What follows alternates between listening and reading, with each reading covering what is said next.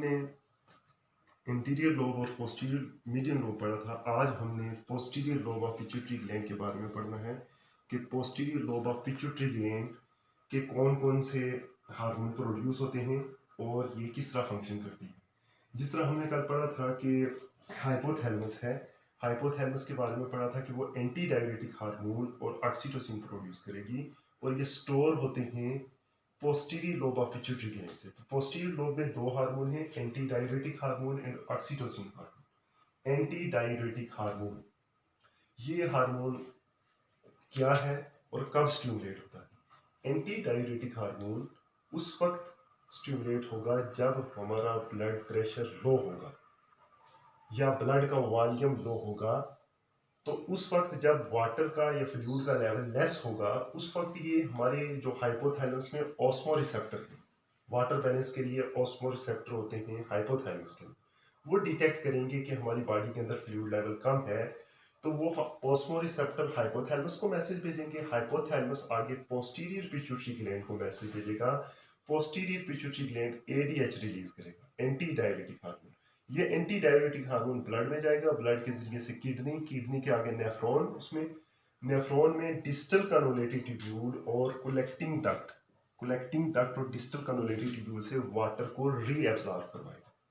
तो जब water reabsorb होगा तो ब्लड वॉल्यूम भी हमारा मेंटेन हो जाएगा और ब्लड प्रेशर भी मेंटेन हो जाएगा। तो इसका बेसिक पर्पस है reabsorption of water from the distal convoluted tubule and collecting duct when there is low blood pressure and low blood volume. तो एंटी डायरेटिक से मुराद है, एंटी मीन अगेंस्ट, डायरेसिस कहते हैं यूरिनेशन को, यूरिनेशन के against, urination कम करवाता है, ये वाटर को रीअब्सॉर्ब करवाएगा बॉडी से। तो अगर ये एंटी डायरेटिक हार्मोन की डेफिशिएंसी हो जाए या सिक्रीट ना हो, उस वजह से जो डिजीज होती है उसे कहते हैं डायबिटीज इंसिपिडस। एक होती है डायबिटीज मेलाइटस, जो ब्लड ग्लूकोज लेवल इंक्रीज होने की वजह से होती है, ये है diabetes insipidus. Diabetes insipidus is basically due to deficiency of anti-diuretic hormone। इसकी वजह से फ्रीक्वेंट यूरिनेशन होती है। जब वाटर ज़्यादा लॉस होगा तो फिर फ्रीक्वेंट थर्स्ट भी होगी, प्यास बहुत ज़्यादा लगेगी और बार बार यूरिनेशन होगी। इसके बाद ये इसके स्टिमुलेटिंग फैक्टर है कि कब स्टिमुलेट होगा और ये इसका पूरा मैकेनिज्म है किस तरह स्टिमुलेट होगा और फंक्शन क्या होगा। इसके बाद नेक्स्ट है ऑक्सीटोसिन। ऑक्सीटोसिन भी posterior lobe of pituitary gland से रिलीज होता है। इसकी स्टिमुलेशन के फैक्टर कौन से हैं, कौन कौन सी चीजें इसको स्टिमुलेट करेंगी? सबसे पहले है जब सर्वेक्स डायलेट होगी ड्यूरिंग बर्थ, या लो प्रोजेस्टेरोन लेवल होगा, लो प्रोजेस्टेरोन लेवल होगा उस वक्त, और न्यूरल स्टिमुलाई बर्थ और सकलिंग के दौरान, मिल्क इनटेक के दौरान जब नर्व मैसेज जाएगा ब्रेन को, उस वक्त नर्वस स्टिमुलाई के जरिए से भी ऑक्सीटोसिन प्रोड्यूस होगा। अब जब ब्रेन को मैसेज आएगा, ब्रेन ऑक्सीटोसिन प्रोड्यूस करेगा। ऑक्सीटोसिन का फंक्शन है कि यूट्रस के कंट्रैक्शन करेगी, बाद ये काम करेगी मेमरी ग्लैंड को कंट्रैक्ट करके इससे मिल्क की प्रोडक्शन करवाएगी। तो ये दो फंक्शन है ऑक्सीटोसिन की। नेक्स्ट हार्मोन है हमारा थायराइड ग्लैंड। नेक्स्ट ग्लैंड के बारे में हमने पढ़ना है thyroid gland. Thyroid gland is present in neck, इसमें बिलो लैरिंक्स, लैरिंक्स के नीचे ये पाया जाता है, थायराइड ग्लैंड है। इसके टू लोब्स हैं, एक ये वाली लोब है, ये दूसरी लोब है। इस लोब के दरमियान में इस्थमस होता है, तो इसकी टू लोब्स होती हैं और प्रेजेंट होता है बिलो द लैरिंक्स। अब इसके बारे में कल हमने देखा था कि interior lobe of pituitary gland का क्या हार्मोन है, थायराइड स्टिमुलेटिंग हार्मोन। जब हमारी बॉडी के अंदर थायरॉक्सिन लेवल कम हो जाता है तो उस वक्त इंटीरियर लोब से एक हार्मोन रिलीज होता है, उसे कहते हैं थायराइड स्टिमुलेटिंग हार्मोन। ये स्टिमुलेट करता है थायराइड ग्लैंड को और थायराइड ग्लैंड अपने हार्मोन प्रोड्यूस करता है। थायराइड ग्लैंड तीन तरह के हार्मोन प्रोड्यूस करेगा, try iodothyronine T3, tetra iodothyronine T4 और कैल्सिटोनिन। ट्राई आइडोथायरोनिन से मुराद है कि इसमें 3 आयोडीन मॉलिक्यूल होंगे और टेट्रा आइडोथायरोनिन से मुराद है कि इसमें 4 आयोडीन मॉलिक्यूल होंगे और कैल्सिटोनिन। टेट्रा आइडोथायरोनिन को थायरॉक्सिन भी कहते हैं। T3 10% पाया जाता है, T4 90% पाया जाता है, 90% हमारी बॉडी में रिलीज होता है। अब इसमें जो T3 है ये as compare to T4 thyroxine के रिस्पॉन्स में ज़्यादा पोटेंट होता है और ये लेस पोटेंट होता है एज कम्पेयर टू T3। ये हार्मोन थायरॉक्सिन और T3 और T4 उस वक्त ज़्यादा रिलीज होते हैं जब बॉडी की रैपिड ग्रोथ हो रही हो, और ये ग्रोथ हार्मोन के साथ मिलके तो बॉडी की ग्रोथ करवाते हैं। सेक्सुअल मैच्योरेशन के दौरान रिलीज होता है, और स्ट्रेस कंडीशन में यानी कि कोल्ड या बहुत ज़्यादा कोल्ड या वार्म टेम्परेचर होगा उस वक्त ये रिलीज होता है थायरॉक्सिन या ट्राईआइडोथायरोनिन। अब हम इसके नेक्स्ट देखेंगे फंक्शन क्या है। सबसे पहला इसका फंक्शन है कि ये बेजल मेटाबॉलिक रेट को इंक्रीज करेगा। इंक्रीज बेजल मेटाबॉलिक रेट यानी बॉडी में मेटाबॉलिज्म को इंक्रीज करवाएगा। आपको मालूम है कि जब बॉडी के अंदर मेटाबॉलिज्म इंक्रीज होगा, मेटाबॉलिज्म के नतीजे में ग्लूकोज की ब्रेकडाउन होगी। जब मेटाबॉलिज्म होता है तो मेटाबॉलिज्म के नतीजे में हीट भी प्रोड्यूस होती है, तो लिहाजा हीट प्रोड्यूस होगी। हीट प्रोड्यूस होने के साथ साथ एटीपी भी प्रोड्यूस होगी। यानी कि जब भी थायरॉक्सिन आएगा, थायरॉक्सिन ये काम करेगा, बेजल मेटाबॉलिक रेट को इंक्रीज करेगा। जब मेटाबॉलिज्म ज्यादा होगा, ग्लूकोज ज्यादा टूटेगी, ग्लूकोज टूटेगी, मेटाबॉलिज्म के नतीजे में हीट प्रोडक्शन होगी, हीट प्रोडक्शन से एटीपी ज्यादा प्रोड्यूस होंगे। इसका पहला फंक्शन बीएमआर को इंक्रीज करना है। दूसरा इसका फंक्शन ये है कि ये इन्फेंट्स या फिर फीटस में ब्रेन सेल की डिफरेंशिएशन करवाती है और डेवलपमेंट करवाती है, नर्वस सिस्टम को, ब्रेन सेल को डेवलप करवाती है। Basal metabolic rate increase, metabolism increase करने के साथ ब्रेन सेल की डिफरेंशिएशन करवाएगी। इसके बाद ये एम्फीबियन के अंदर, फ्रॉग्स के अंदर मेटामॉर्फोसिस करवाएगी। मेटामॉर्फोसिस ये है कि डेवलपमेंटल स्टेज में डिफरेंट शेप्स जो ऑर्गेनिज्म की बनती हैं वो मेटामॉर्फिज्म होता है। जैसे फ्रॉग के केस में पढ़ा था larva tadpole, larva pupa tadpole, उसे कहते हैं मेटामॉर्फोसिस। अगर एम्फीबियन में ये थायरॉक्सिन हार्मोन ना हो तो उसकी वजह से मेटामॉर्फोसिस नहीं होती, और वो जो टैडपोल होता है वो वही मेच्योर टैडपोल में कन्वर्ट हो जाता है, फ्रॉग नहीं डेवलप होती। इसके बाद इसका फंक्शन ये है कि सेक्सुअल मैच्योरेशन भी ये करवाएगा।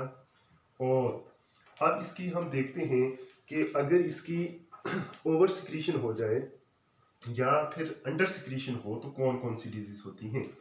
अगर बहुत ज़्यादा थायरॉक्सिन प्रोड्यूस हो तो उसकी वजह से ग्रेव्स डिजीज होती है, ग्रेव्स डिजीज, ठीक है। ओवर सिक्रीशन की वजह से बेसल मेटाबॉलिक रेट इंक्रीज हो जाता है।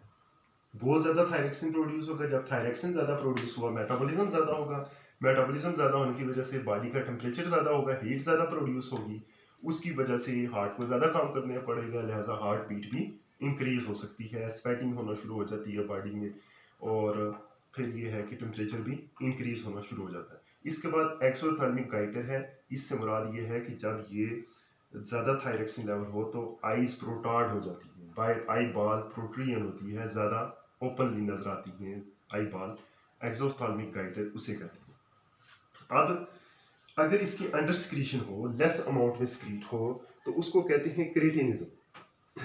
अगर क्रिटिनिज्म होगा तो उसमें थायरॉक्सिन लेवल कम होगा। थायरॉक्सिन लेवल जब कम हुआ तो उसकी वजह से बॉडी की डेवलपमेंट नहीं होगी, सही तरीके से नहीं होगी, तो इसको क्रिटिनिज्म कहते हैं। तो इसमें fail to develop normally, growth पे इफेक्ट होगा क्योंकि इसने ग्रोथ हार्मोन के साथ मिलकर बॉडी की ग्रोथ करवानी थी। दूसरा इसका काम, दूसरी इसकी डेफिशिएंसी की वजह से फिर small coarse scanty hair, small size के कोर्स स्मूथ नहीं होंगे, स्केंटी यानी कि लेस अमाउंट में होंगे हेयर्स।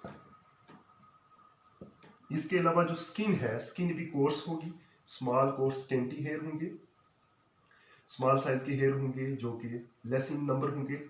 इसके बाद स्किन जो है कोर्स स्किन होगी उसकी। कोर्स स्किन के साथ साथ ये है कि जब इसमें मेटाबॉलिज्म नहीं होगा, मेटाबॉलिज्म के नहीं होगा तो लिहाजा इसमें मेंटल रिटार्डेशन भी होगी क्योंकि ब्रेन सेल सही तरीके से डिफरेंशिएट नहीं होंगे, तो लिहाजा मेंटल रिटार्डेशन होगी। तो जो जो फंक्शन थायरॉक्सिन के हैं उसको ऑपोजिट हम कर लेंगे कि नहीं होंगे, लो लेवल में होंगे, डेवलपमेंट नहीं होगी ब्रेन सेल की, मेटाबॉलिज्म डिक्रीज हो जाएगा, डिक्रीज होगा मेटाबॉलिज्म। इसके बाद ये था कि सेक्सुअली मैच्योर नहीं होगा वो ऑर्गेनिज्म, या फिर ये है कि मेटामॉर्फोसिस भी उसकी नहीं होगी। ये सारे पॉइंट्स हम इसके फंक्शंस की बेस पर लिख सकते हैं। फिर इसके अलावा अगर तो ये बिफोर एडोलेसेंस हो तो फिर fail to develop normally, normal development नहीं होती। लेकिन समटाइम्स ऐसे भी होता है कि थायरॉक्सिन की अमाउंट कम हो जाती है, हाइपोथायराइडिज्म हो जाता है इन एडल्ट एज। उसकी रीजन ये है आयोडीन डेफिशिएंसी, उसको कहते हैं गाइटर। आयोडीन डेफिशिएंसी, आयोडीन हमने पढ़ा था आयोडीन टेट्राआइडोथायरोडीन, ट्राईआइडोथायरोन। तो गाइटर इसलिए होता है when there is deficiency of iodine, iodine level low in diet, हमारी फूड के अंदर आयोडीन की डेफिशिएंसी होगी। जब आयोडीन डेफिशिएंट होगी तो आयोडीन की डेफिशिएंट की वजह से T3 नहीं बनेगा, T4 नहीं बनेगा। जब T3 T4 नहीं बनेगा ब्रेन को मैसेज आएगा, फिर आके तो वो थायराइड ग्लैंड को एक्टिवेट करेगा, थायराइड ग्लैंड फिर T3 T4 नहीं बनाएगा। क्यों नहीं बनाएगा? क्योंकि आयोडीन नहीं है। फिर दोबारा से ब्रेन को मैसेज आएगा, फिर थायराइड एक्टिवेट होता होता फिर इनलार्ज साइज हो जाएगा थायराइड ग्लैंड का। तो इनलार्ज थायराइड होगा तो उसको कहते हैं गाइटर। T3 T4 के बाद नेक्स्ट जो हार्मोन है कैल्सिटोनिन है, ये भी थायराइड ग्लैंड से रिलीज होगा। इसके फंक्शन ये है कि डिक्रीज ब्लड कैल्शियम लेवल। ये आपने बुक पे साफ लिख लेना है कि इसका फंक्शन है कि ये blood glucose level, calcium level को, ब्लड कैल्शियम लेवल को डिक्रीज कर देगा। कैल्शियम लेवल को ब्लड में किस तरह डिक्रीज करता है? ये ज्यादा से ज्यादा रीअब्सॉर्ब करवाएगा कैल्शियम को ब्लड से बोन में, तो ब्लड से लेस होगी कैल्शियम और बोन में ज्यादा होता है। तो डिक्रीज ब्लड कैल्शियम लेवल स्क्रीट कब होगा? जब ब्लड के अंदर stimulate when high blood calcium level, जब ब्लड के अंदर कैल्शियम लेवल ज्यादा हो जाएगा तो कैल्शियम लेवल ज्यादा होने की वजह से ये रिलीज करेगी। अब जब कैल्शियम ब्लड के अंदर, जब कैल्शियम ज्यादा होगी तो ये आके कैल्शियम को कम कर देगी। जब ब्लड के अंदर कैल्शियम कम होगी तो फिर ये सुप्रेस हो जाएगी, फिर ये रिलीज नहीं होगी क्योंकि आगे ही कम है कैल्शियम।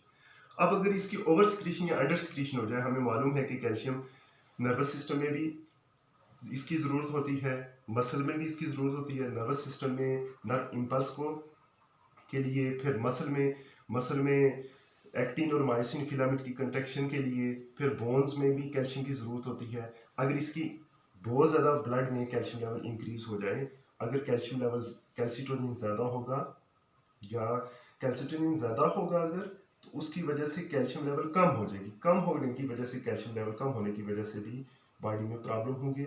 और अगर ज़्यादा होगी तो तब भी, अगर नहीं रिलीज होगी तो कैल्सिटोनिन की डेफिशिएंसी की वजह से ब्लड कैल्शियम लेवल इंक्रीज होगा। अंडर सिक्रीशन की वजह से इंक्रीज कैल्शियम हो जाएगा इन ब्लड,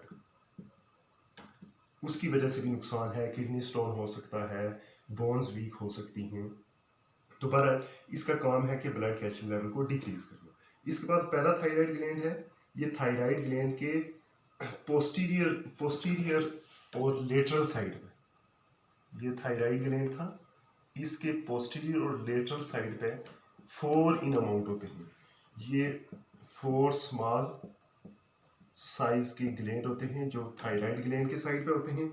इसने जो हार्मोन प्रोड्यूस करना है उसे कहते हैं पैराथार्मोन।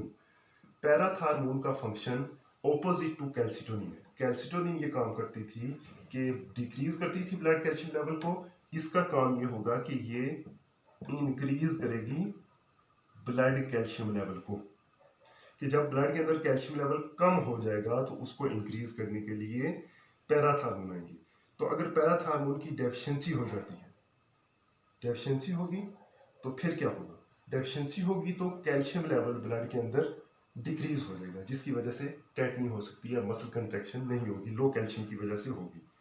तो लो लेवल की वजह से टेटनी होगी, नर्व एक्साइटेबिलिटी होगी। जबकि अगर पैराथार्मोन ज़्यादा अमाउंट में रिलीज हो तो उसकी वजह से ब्लड कैल्शियम लेवल भी इंक्रीज हो जाता है। जब ब्लड कैल्शियम लेवल इंक्रीज होगा ब्लड में, तो जब वो किडनी से किडनी से प्यूरिफाई होगा तो उसमें कैल्शियम ऑक्सलेट स्टोन बनेगी। और बोन से जाहिर है, अगर पैराथार्मोन ज़्यादा है तो इसने बोन से कैल्शियम को एब्जॉर्ब करना है। बोन में कैल्शियम कम हो जाएगी तो रिकेट्स हो जाएगी, बोन वीक हो जाएंगी, ब्रिटल हो, जिसकी वजह से ब्रेक होने के सॉफ्ट बोन हो जाएंगी, उसे कहते हैं रिकेट्स। तो इसने ब्लड में कैल्शियम को इंक्रीज करना है बाय री absorption of calcium from bone. तो बोन वीक होंगी और किडनी स्टोन होने के चांसेस भी होंगे। तो लिहाजा एक नॉर्मल अमाउंट पैराथायरमोन की बॉडी में रिलीज होनी चाहिए। तो पैराथार्मोन और कैल्सिटोनिन एक दूसरे के ऑपोजिट हैं। ये ब्लड कैल्शियम को डिक्रीज करेगा, ये ब्लड कैल्शियम को इंक्रीज करेगा। तो इसमें डिफरेंस भी आ सकता है।